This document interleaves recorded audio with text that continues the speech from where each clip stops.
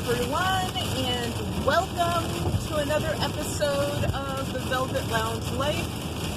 I am driving in this torrential rainstorm on my way to New York. I will be in the Manhattan, Chelsea district, which is what I call the Old Garment District. I call it the Old Garment District just because it's changed so much, and it's kind of sad. A lot of the old shops where you buy material and notions are going out of business or have already gone out of business, or the ones that remain are so expensive that it's kind of crazy. But anyway, that's where I'm headed. And why am I going there, do you ask? One, I am going to look for buttons. There's a button store that's going out of business, H&M, and I'm going to check it out. Not to be confused with a clothing store. This is a store that just sells notions for sewing, crafts, that type of thing. Also, and that's what I plan on doing today, if I get there in time, as well as the Chelsea Market. I'm going to go check that out. So you guys will be going on an adventure with me. But tomorrow and Tuesday, I will be on several television shows. One is the Wendy Williams show. That's the first one. And I'm just going to be a VIP audience guest that hopefully will have some interaction. That's the plan. You know that what these shows things to be. Also, I will be one of the active audience participants on Meet Bobby Flay. And the other show I'm doing is the People's Court. The Bobby Flay show and the People's Court show, I will be paying a fee. So, just full disclosure. Wendy Williams hopefully has great swag bags because that is not a paid situation. What else will I be doing? There's another show which I can't really mention because it's brand new, and I'm telling you, over the last, I'm going to say like month, things have changed from this to that to that to this to whatever. So we'll see how that goes. Their premiere is supposed to be tonight.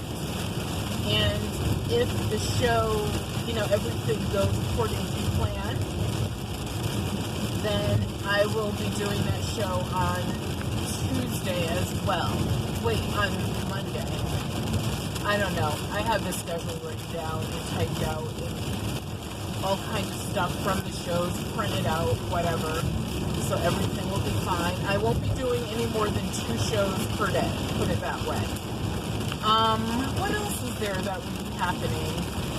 Nothing really. I mean, I'll be wandering about a little bit, but nothing overly exciting. Right now, I'm out here in Connecticut traffic, and it is like 1:15. And simply because it's raining in Connecticut, traffic can come to like a standstill, even at an hour when people are supposed to be at work, which is kind of funny. So imagine when I get to New York, like that area, or not even, when I get to like Stamford, Connecticut, which is where the People's Court is shot, so I will be there. The traffic is going to be crazy. And I was hoping to leave like around this time so that I could be at the hotel before, anything crazy happened with the traffic. But obviously that's not going to happen. So I am simply adding an additional hour to my travel time. It is what it is. The good thing is, even though it's like things are going a little slow on the highway, it's not overloaded with vehicles. So that is a plus right now at this moment. Also, if I get out of Connecticut, the weather should get better according to the forecast. we'll see. So yes, here I am, barely made up. I've been up since like, I'm going to say 5:30. Because I did not pack last night, so I got up early to pack, and damn it, I was supposed to mail out an eBay package, which is not going out tonight. Ugh. I should have prepared it so my husband could have mailed it out tomorrow. Shit, damn it. Ooh, what am I going to do? I'm going to have to do a workaround to make it look as if this package is being mailed out in a timely fashion. So what I'm going to do, and this is a eBay cheat, and I've used it other times because when you're traveling or you have other stuff that, you know, you're already involved in, you have to do this only as an emergency or only as a plan B, not a continuous process. That is not a good idea. So what I do, and what I'll do at the hotel is, and I think I can print from my phone, is I will use their printer to print out a printing label, a label, a shipping label, and I'll either print it out tonight or tomorrow. Because once you do that, then eBay deems the package as being shipped. So it doesn't count against you as being something that you shipped out late. Because I do a turnaround time of on some items it's 2 days, some items it's 3 days, and I don't know without looking if I did this as a 2-day or a 3-day item. But like I said, if I print the label out, then the clock stops on eBay saying, "Oh my God, you did not ship this out." They consider it shipped. So if I do that, I should be fine. And also, I plan on shipping it either first class or priority mail. The person paid for it to get there in 3 to 9 days, but I'm going to ship it faster than 3 to 9 days. So they will get it probably after I mail it, because when I get back home, I am going to pack that joker up, and that joker is going out. So, and I should get home, I think, before the post office closes. But regardless, they will still get it quicker than they anticipated. So that's a good thing. So I think what I'll do is I'll print the label out tomorrow. Take the exit. I don't know. We'll see. Toward I-91 South. Yes, the voice in the background is the directional lady telling me where to go. Because I wanted to make sure there's no construction out here, because in Connecticut there's been a ton of construction, and I think most of it is clearing up, but I'm not sure. And then of course, going to the big city of dreams, I don't know if there's construction out there or not. So if there's a good way to be rerouted, I am all for being rerouted anytime. So when I travel, even if I've been to the city, like a million times, not a million, but probably hundreds, 1,000 times, don't know. So this is just a good way for you to have a traveling cheat, is always use your GPS, because if there's any shorter routes, any way to avoid construction, do it. So what else has been going on? Oh, so some people ask me, like, why do you do these shows? How do you get on so many shows? Well, back in the day, when I was an actress, which was in the very late 80s, into the mid-90s, I would say probably until about 1997, 98 is probably when I did finish like my last serious gig, which was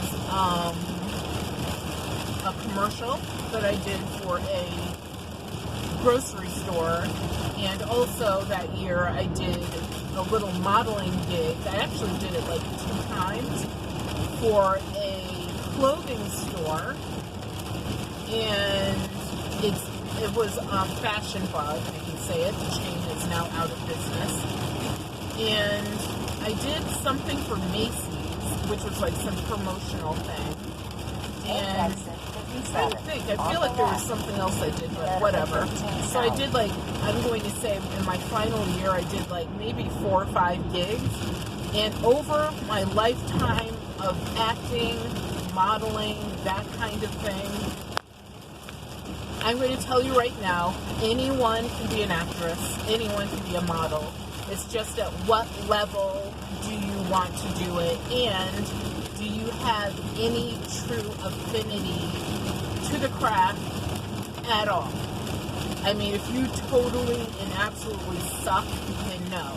I'm more of a serious person, so I would always be cast in serious roles.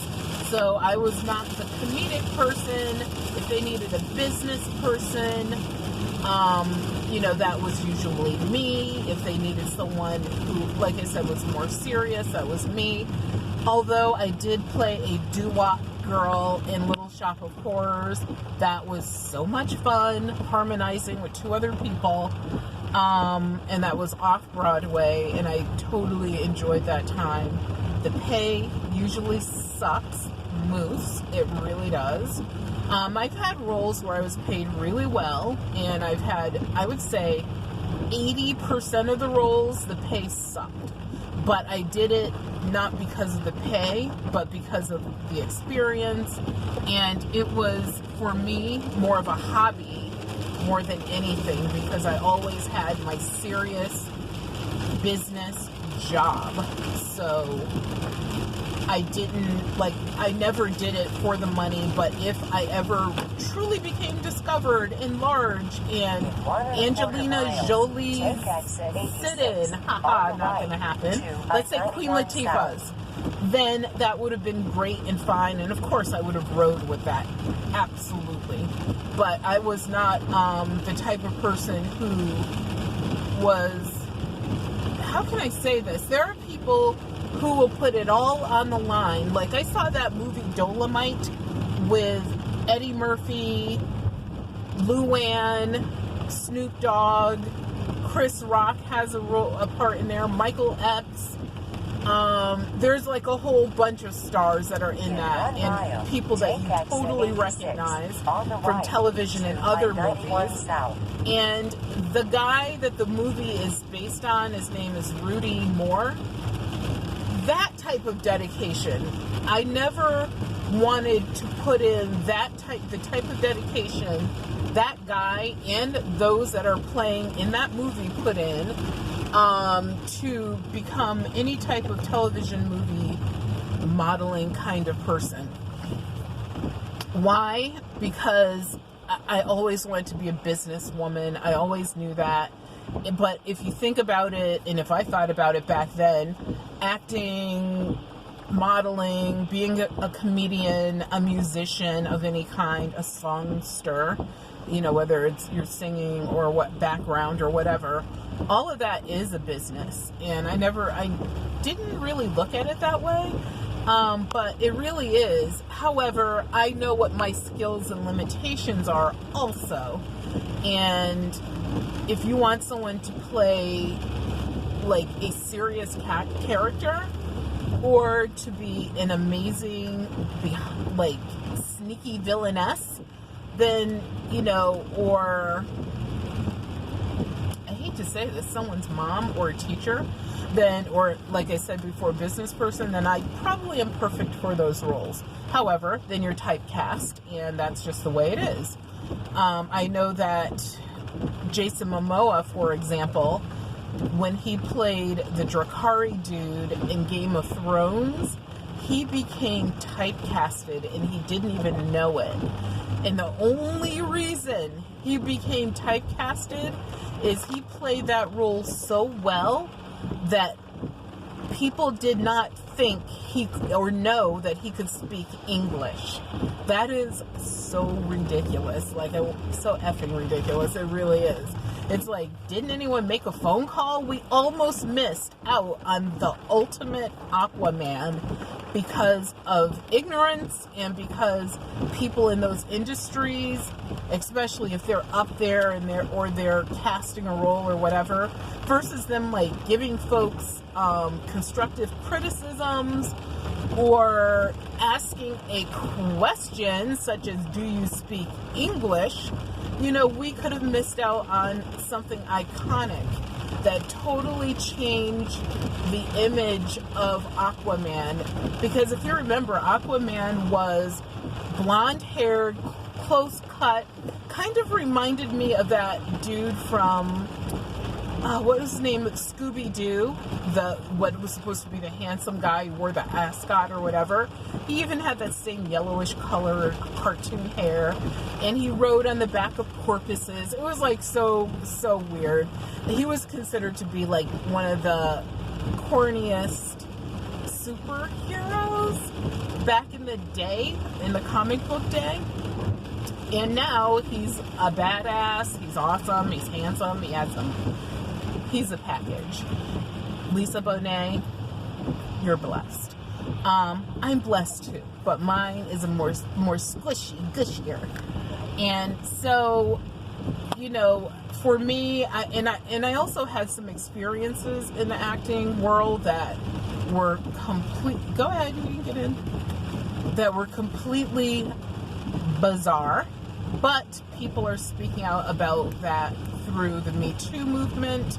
I was asked to remove clothing garments. Take exit 86 on the right to I-91 South. I could have been in a really large movie directed by someone who became that movie was really, I would say, his breakout point, but his father did a lot of blaxploitation movies. I didn't even know what that was back then, and I didn't even know like about these movies because as a kid we weren't allowed to watch those movies because of the swearing, nudity, etc., and just the message. My mother especially did not believe in those messages. My father didn't either, but you know, they were grown-ups, adults, so they could watch this stuff and it was totally fine. It wasn't like, it would be like watching Richard Pryor literally go through some of the movements of the things that he was talking about, or Mom's Mabley or something like that. But I'll tell you briefly about a couple experiences. So one, I was supposed to be scheduled to do some pictures for what was supposed to be a business campaign, and I did several business type campaigns. So I'd wear the headset, I'd hold the file folder, like seriously, that these are for corporations. So I thought this was going to be like one of those gigs like that. I didn't know that it was going to be for a car show, and they wanted what they deemed sexier pictures. And usually, that's the other thing, I was cast as the brown girl, the black girl. And plus when people saw I was from Connecticut, they thought that they would be able to, I'm going to use the word manipulate me into doing more than I would ever even dream of doing. And that was the other thing about acting. I refuse to do lots of things. Like, I have a limit, and my limits are hard, and I don't go over those limits. That's just the way it is. I've had people try to peer pressure me, family members, ex-friends, because you're not my friend if you try to peer pressure me, etc. And, of course, in this industry, there's a lot of that going on, and I'm just a hard no, and that's just the way it is. So I could go into the studio and walking down the corridor, you know, I always check things out. Everything looks legit. I had never heard of this organization before.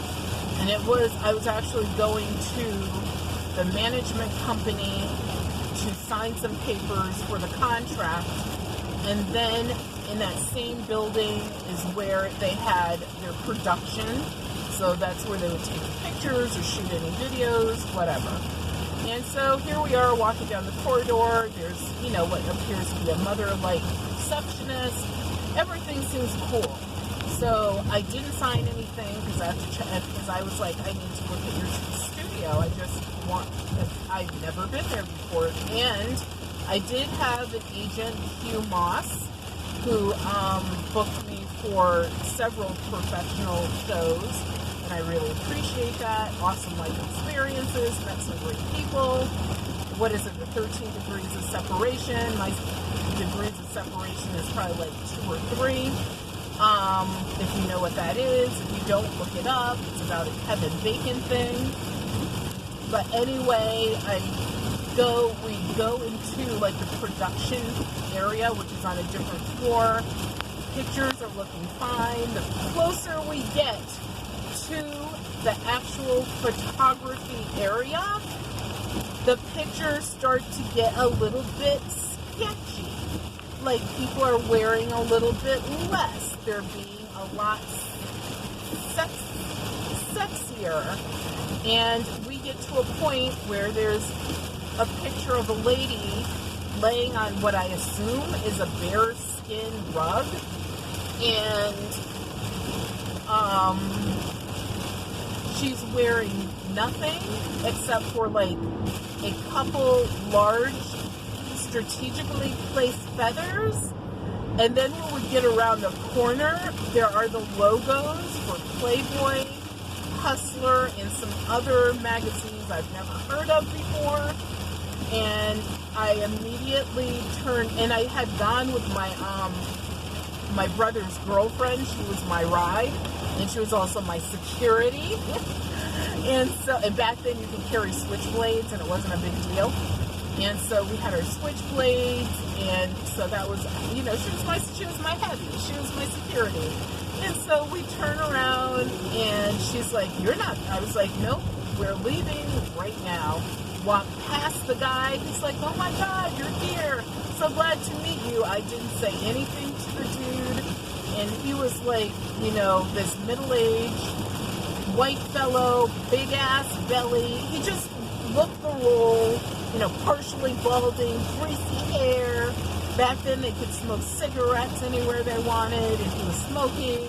And he was just like, if they had that picture, which is not accurate, you shouldn't only go by pictures, but if there was a picture of the seedy dude, he would be that picture. And so, seeing all we saw, I knew it wasn't the gig for me, maybe for someone else. And we just turned around and left.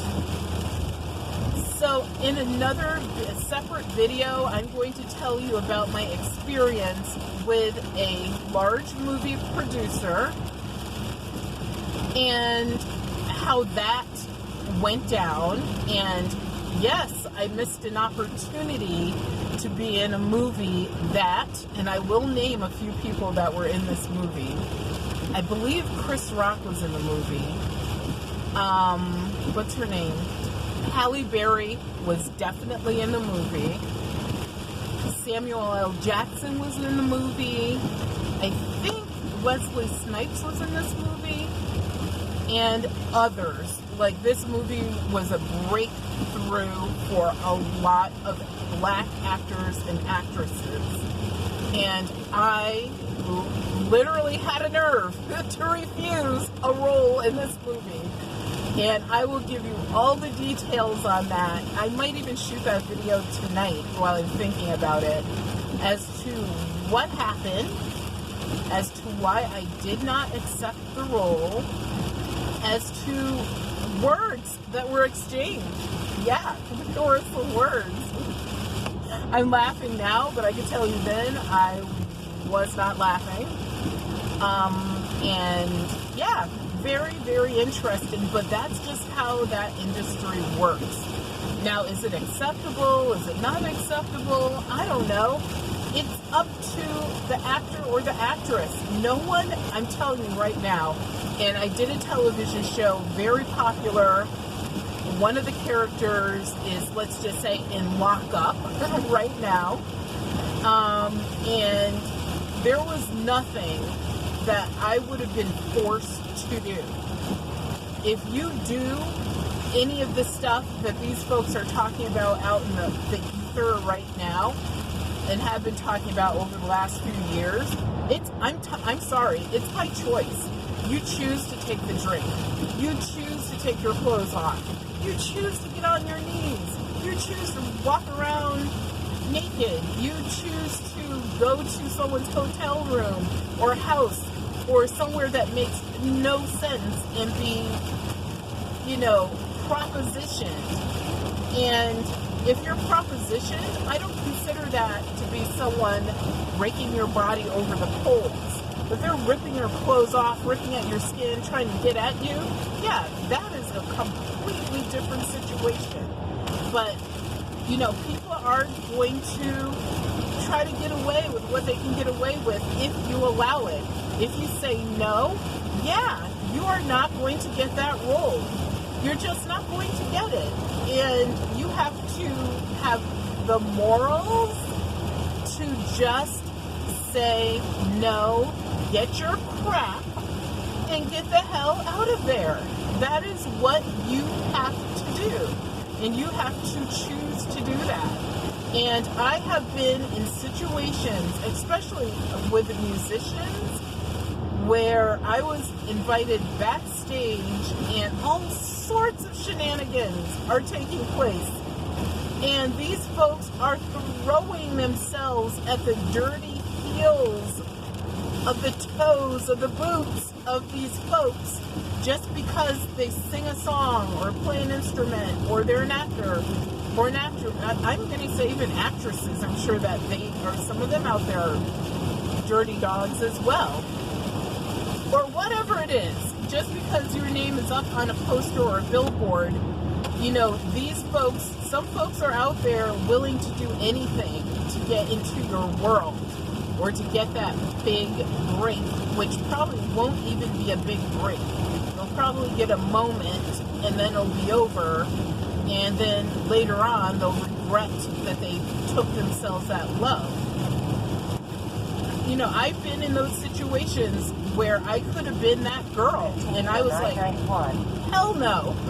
I am never going to be that girl. I was not raised like that, and I also valued myself much more than that, and I don't care what the role is, and I'm telling you, the movie became a giant hit that I could have been in. And also when I did this particular television show, I'm pretty sure this person would have helped me along a lot more. And I just refused. I just said no. I got my stuff. I always have my stuff together because you never know if you have to run. And I got myself on a train back to Connecticut, safe and sound, in my little condo that I owned and purchased when I was 21 years old. And I became someone else later. I left the industry behind, and even after all of this stuff happened, I didn't leave the industry behind. I still did things in the industry, but I still knew what my limits were, and a hard no for me was a hard no, and that's just the way it was. And no matter how much they tried to talk me into something or persuade me, it was just no. Also, I made sure that certain offers that were made to me, I just said no, because you're not stupid. You know what these people are hoping you're willing to do, and they don't have to force you to do anything, because there are a line of people right behind you who want to push you down the stairs to give up their dignity and everything else just because of money and fame. And that's just the way it is. I haven't spoken out on this subject, and I know there are some people who know me that know what I've done in the past and who I am in a complete circle as far as my work history, and they're like, what do you think about this? What are your thoughts? Etc., etc. And, until today, I don't know why, I wasn't really willing to put it in a video or talk about it in any great detail.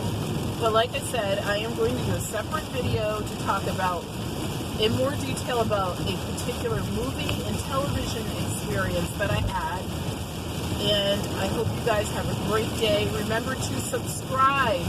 Look down below in the show notes, the description. There are discount codes down there for you so that you can get some stuff for almost free even, especially with the holiday season coming up.